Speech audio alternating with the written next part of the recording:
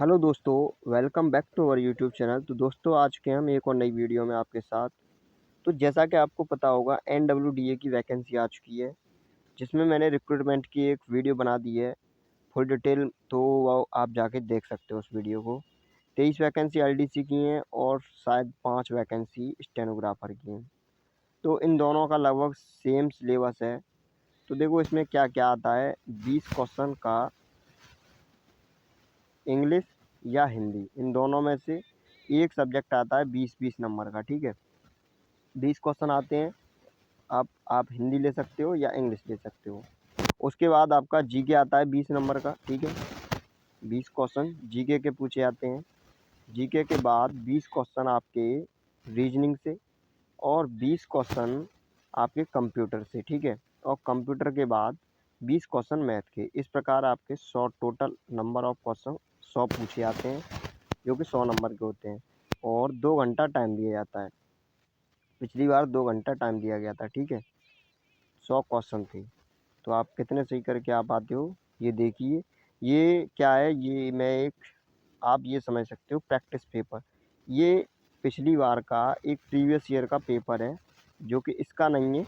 ठीक है, लेकिन सेम टू सेम इसी टाइप का बिल्कुल एक्यूरेट। ठीक है, 20 क्वेश्चन इसमें भी हिंदी के या इंग्लिश में से एक करने होते हैं। ठीक है, और उसी के हिसाब से बिल्कुल एग्जाम पैटर्न और सिलेबस से बिल्कुल सेम है। तो आप देख सकते हो इसको करके कि आप कितने क्वेश्चन सही कर पाते हो। ये देखो, पहले 20 क्वेश्चन दिए हैं ये इंग्लिश के, उसके बाद 20 क्वेश्चन दिए हैं हिंदी के। तो देखो ये क्वेश्चन 21 से स्टार्ट हो रहे हैं, ये 20 हिंदी के हैं, 20 इंग्लिश के हैं। तो चलो स्टार्ट करते हैं, पहला क्वेश्चन देखते हैं क्या है। ठीक है, देखो यहाँ से स्टार्ट करते हैं। पहला क्वेश्चन क्या दिया है। जहाँ किसी शब्द के एक से अधिक अर्थ निकले वहाँ अलंकार होता है। क्या अलंकार होता है।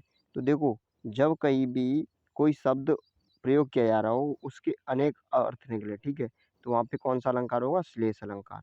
जैसे कि एग्जाम्पल बताऊं, जैसे आपने सुना होगा, चरण धरत चिंता करत चितवत चारों ओर और सुवरन को खोजत फिरै कवि व्यभिचारी चोर। तो इसका मतलब क्या है। जैसे सुवरन सुवरन आ रहा है, तो सुवरन का मतलब ये है, इसके 3 अर्थ हैं। जैसे कवि व्यभिचारी चोर। तो देखो, कवि क्या चाहता है कि सुंदर वर्ड। ठीक है, कवि के लिए इसका मतलब क्या निकल रहा है, सुंदर वर्ड, सुंदर शब्द। और जो कवि व्यभिचारी, व्यभिचारी समझता है एक तरह से वो सुंदर व्यभिचार। ठीक है, और उसके लिए, चोर के लिए क्या है, सोना। ठीक है, चोरी। ठीक है, तो इस तरह से एक ही सुवर्ण के 3 अर्थ निकल रहे हैं। आगे चलते हैं। अगला क्वेश्चन क्या है इसमें, ये और देख लो, रूपक और उपमा और अनुप्रास। ठीक है, अनुप्रास में क्या होता है जानते ही हो, जब एक ही अक्षर बार बार रिपीट हो। ठीक है, वहाँ पे अनुप्रास अलंकार होता है। जैसे जैसे चार चंद की चंचल किरणें। ठीक है, तो ये क्या हो गया आपका अनुप्रास अलंकार। और अगर रूपक अलंकार की बात करें, तो देखो रूपक अलंकार क्या होता है, जहाँ उपमेय में उपमान का भेद रहित आरोप हो। ठीक है, तो इस तरह से होते हैं ये पूरे। दो, वैसे 2 प्रकार के होते हैं, एक शब्दालंकार, एक अर्थालंकार। तो उसके हिसाब से ये बटे हुए हैं। ठीक है, उपमा अलंकार जानते ही हो, जैसे 2 वस्तुओं में समानता का भाव व्यक्त किया जाए। जैसे बोल दिया कि उसका मुख चाँद जैसा है। ठीक है, जैसे सीता का मुख चाँद जैसा था, तो क्या हो रहा है। ठीक है, इस तरह के जो होते हैं उनको क्या कहते हैं हम, उनको कहते हैं उपमा अलंकार। ठीक है, समानता की जा रही है ना। तो आगे चलते हैं, अगला क्वेश्चन देखते हैं। ठीक है, अगला क्वेश्चन क्या है, प्रेरणार्थक क्रिया है। प्रेरणार्थक क्रिया है, कौन सी क्रिया है। ठीक है, बताइए। समझाना। ठीक है, इसमें क्या करता है, कोई व्यक्ति किसी भी काम को खुद न करके दूसरे को बताकर, ठीक है, करवाता है। जैसे प्रेरणा देके बताता है। ठीक है, तो डी ऑप्शन हो गया। अच्छा, जो स्त्री विद्वान हो के लिए शब्द होगा, क्या शब्द होगा, विद्वान के लिए क्या शब्द यूज होगा, ये तो होगा नहीं। ठीक है, विधवा, विधवा आप जानते हो किसे कहते हैं, विधवा जिसका पति, ठीक है, एक्सपायर हो चुका हो। सदवा और विदुषी, तो इसको कहते हैं विदुषी। क्या ऑप्शन डी सही हो जाएगा। सभ्य का विलोम होगा, तो सभ्य का विलोम क्या होगा, असभ्य। सभ्य मतलब एक तरह से शिष्टाचार, अच्छा ठीक है, सभ्यता हो जिसे वो सभ्य हो गया, और असभ्य जिसे कोई सभ्यता ना हो, ठीक है। मूर्ख, दुष्ट, पापी, ये तीनों आप जानते ही होंगे। अच्छा, बादल का पर्यायवाची शब्द निम्न में से कौन सा नहीं है, तो क्वेश्चन ध्यान से पढ़ना है। बादल का पर्यायवाची शब्द निम्न में से कौन सा नहीं है, ये ध्यान देना है। देखो, घन, बादल को क्या कहते हैं, घन भी कहते हैं, घनश्याम सुना होगा, ठीक है। मेघ, मेघ बरसे, तो ये बादल हो गया, ठीक है। जलधर, जलधर जिस, ये भी बादल हो गया। नीर, नीर क्या है, नीर हम पानी कहते हैं नीर से, ठीक है। पानी को हम क्या कहते हैं, नीर। तो अगर नीर बात की जाए तो किसका अगर पर्यायवाची हो जाएगा, पानी का। तो बादल का पर्यायवाची नहीं है, कौन सा नहीं है, नीर नहीं है। ये तीनों तो बादल के पर्यायवाची हैं ऊपर वाले। तो ठीक है, समझ में आया। अगला क्वेश्चन देखते हैं। तो ये क्वेश्चन दिया आपका, सदैव का संधि विच्छेद कीजिए। सदैव, सदैव का क्या हो जाएगा, सदा धन ईस, सदैव सदा धन एव, तो आपका ऑप्शन हो जाएगा बी, सदा धन एव, ठीक है। तो जैसे अगला है रवि, तो रवि, रवीस, रवि धन ईस, ठीक है। तो इस तरह से होते हैं संधि विच्छेद, जिसमें मतलब विच्छेद करें हैं तो उसका मतलब कुछ आए, सदा धन एव, ठीक है। यथासंभव, यथासंभव में समास है, तो यथासंभव में क्या समास हो जाएगा, अव्ययी भाव समास। कौन सा शब्द पुल्लिंग है, तो ये दिख रहा होगा कौन सा शब्द पुल्लिंग है, मोर है। मोर क्या है, मोर पुल्लिंग होता है, मोर, ठीक है। कौन सा शब्द विशेषण है, विशेषण, तो देखो मनुष्य क्या है, मनुष्य तो एक, ठीक है, मनुष्य विशेषण कहाँ से हो जाएगा, ठीक है। नर्मदा, नर्मदा एक नदी है, और गंगा नदी है, ये नदियों के नाम है। भला, भला, बुरा, ये क्या है, ये विशेषता बताता है किसी भी व्यक्ति की, कि वो व्यक्ति भला है कि बुरा है, तो ये क्या हो जाएगा, ये विशेषण हो जाएगा, ठीक है। कौन सा शब्द सर्वनाम है, सर्वनाम, सर्वनाम आप जानते होंगे, सर्वनाम क्या होता है, जो शब्द संज्ञा के स्थान पर प्रयुक्त किए जाते हैं, जो शब्द संज्ञा के स्थान पर प्रयोग किए जाते हैं।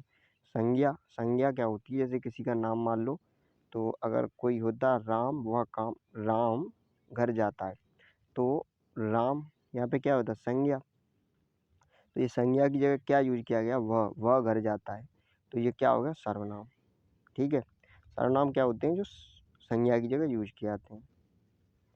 अच्छा, कौन सा शब्द तत्सम है, तो तत्सम क्या है, तत्सम शिक्षा है। तत्सम तद्भव समझ लो एक बार क्या चीज़ है। देखो, तत्सम शब्द वे शब्द होते हैं जो संस्कृत में से यूज किए जाते हैं, ठीक है, बिना किसी भी चेंजिंग के, जैसा संस्कृत में वैसा ही इसमें, ठीक है, यूज किया जाता है, उसको कहते हैं तत्सम। जैसे रात का रात्रि हो जाएगा, ठीक है, रात्रि, तो ये तत्सम हो जाएगा।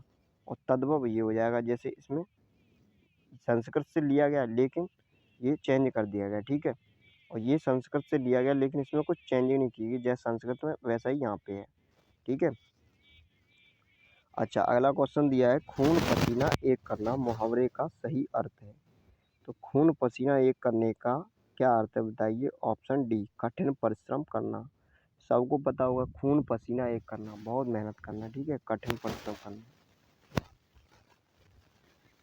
क्वेश्चन देखिए अगला, उसने काम समाप्त कर चुका है, वाक्य में अशुद्ध अंश है, कर चुका है, उसने, या काम या समाप्त, बताइए क्या है।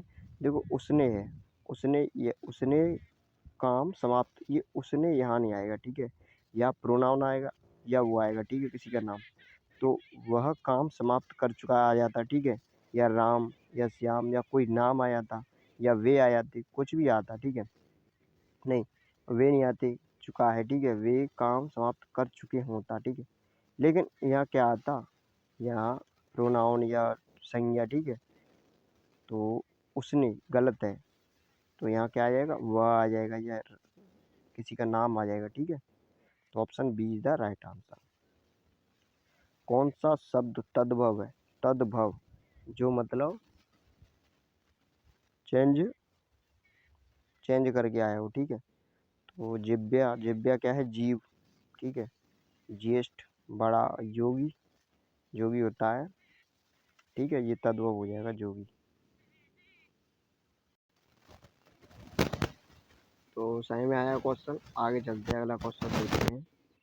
कौन सा शब्द एक वचन है? तो देखो पहला तो गलत ही है, गधे, ठीक है। पहिए, पहिए में बहुत सारे पहिए आ जाएंगे। बातें, लता, लता क्या हो जाएगा? एक वचन हो जाएगा, ठीक है। अच्छा ये क्वेश्चन देखिए, ये क्या है? कॉम्प्रिहेंशन, ठीक है। कॉम्प्रिहेंशन का क्वेश्चन है, बहुत सरल क्वेश्चन होते हैं, इनसे डरना नहीं है, अच्छी तरह पढ़ना है और सवालों के जवाब देने हैं। बहुत सिंपल क्वेश्चन होते हैं, ठीक है।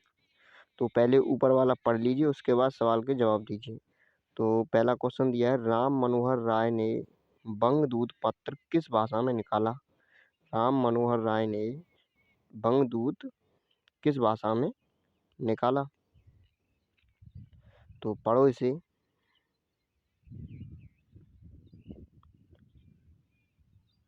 तो ये दिया है, उन्होंने बंगदूत वेदांत दूत हिंदी गद्य का अनुवाद प्रकाशित कराया।